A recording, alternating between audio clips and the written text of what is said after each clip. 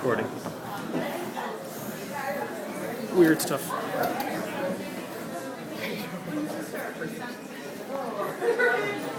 I'm Anne, and my background is in social psychology. So why am I here talking about design? And better still, why am I talking about Cthulhu? What has he got to do with design? Well, social psychologists, we don't look at individuals. I don't think of you as you and you and you. I think of you as groups. And when I think about groups, I think about all of the good things that people get out of being in a group. So these lads might not turn up to work dressed like this as individuals, drinking blood wine and this nice lady in the middle. What an outfit, from Monday morning at work. But when they are playing at being Klingons, they're not happier. And there are an awful lot of clinical benefits from being members of groups. We're less anxious, we feel better about ourselves, we work harder. So creating groups is something that I was interested in. And of course, I mean, look at these. Look, she's so disappointed. She's a young Jedi, why isn't he a Trekkie? So, lest you think that I'm taking the mick out of those sort of people, I'm not. I'm a total nerd. So here is me with my dog dressed as Yoda. That's Star Wars convention nerd. But on top of being a nerd, I'm also an artist. Look at me, the original hipster, 1985. Yeah. Those glasses, if only I could get them now. So I entered this competition last year to find Ireland's greatest craft person because I'm good at making stuff. I always like make and do.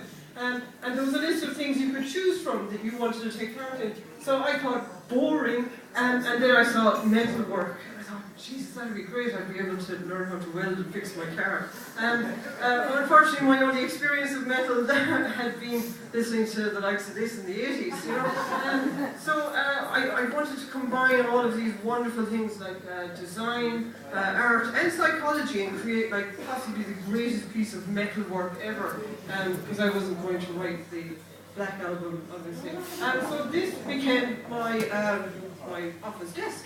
And as you can see, it is the most awesome office desk in the world. There is nothing quite the same as learning how to manage metal, hot metal. And I decided to make a coat hook. Because what brings people together more than a coat hook? And obviously, this is me, no experience whatsoever in making something out of steel. So I thought, how can I make this coat hook psychologically beneficial to people? And I said, do you know what? Cthulhu, right? My coat hook rack is going to look like Cthulhu, and people are going to react to it. It's going to be something that hangs in some massive lobby, and strangers come in and they interact with this coat hook thing. They put their coat on it and they feel better about themselves. But also being a massive nerd, of course, I like steampunk. And steampunk is kind of like a mixture of Victoriana and mixture of mechanical things and organic things. So I wanted an element of that in as well. Incidentally enough, when I mentioned steampunk to the head of metalwork in NCAD at the competition final, he said, "What's that?" Which was a bit disappointing. So here's my initial sketches for what I thought, my giant steampunk squid/octopus/lord of the underworld Cthulhu was going to end up looking like. So I had these great plans, and I showed them to some, blacksmiths, and they're like, "You'll never make that."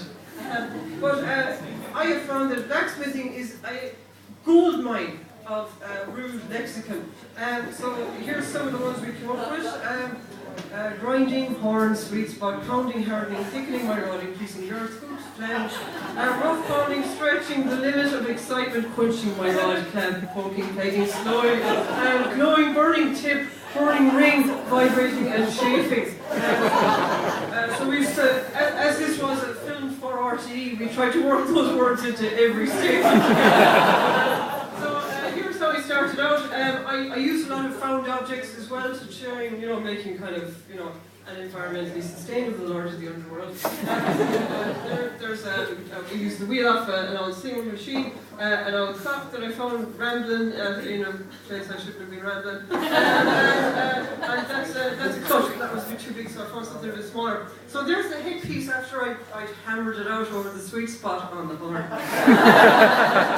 Which is basically the same technique that they were using, 1200 BC making shields, and I can tell you that there's a reason why you don't make shields out of steel, because it's really heavy, and it's much easier to make out of bronze. So there is kind of like the backing piece that holds it up, and I was really proud of this because I thought it looked really piratey. You know, it's like a crow's nest, and for somebody who's never done welding before, look at that. Behold, that's a square bar onto a round bar, and that's beautiful. Right? So here are those metal bars you saw before, and I hammered them out. It was a long, drawn-out process. I used the traditional methods of, like twisting metal that blacksmiths, you see them used on the tops of fences and stuff like that all over the place, but I made them into tentacles, because I thought, you want the metal to be something that people touch, and especially, changing something as unpliable as metal into something soft and sensuous and kind of scary. So here's me, look at me go, with my oxyacetylene torch, which is a little bit kind of more modern, but I do stick mostly to just traditional methods. So there's the head piece with all those bits that I hacked up off the clock. You can see the Singer sewing machine, and there's a cog off industrial waste. So come on, let me see. So that's it for a minute. Create groups when people interact with him, that people will either go, have you seen the fuck says that? Why couldn't they just buy a goat hook, or that they, something that it actually, it gives people a talking point, and that's what I kind of think about design and art, that we have to create focal points for people to interact with, and to kind of interact with each other about. Thanks.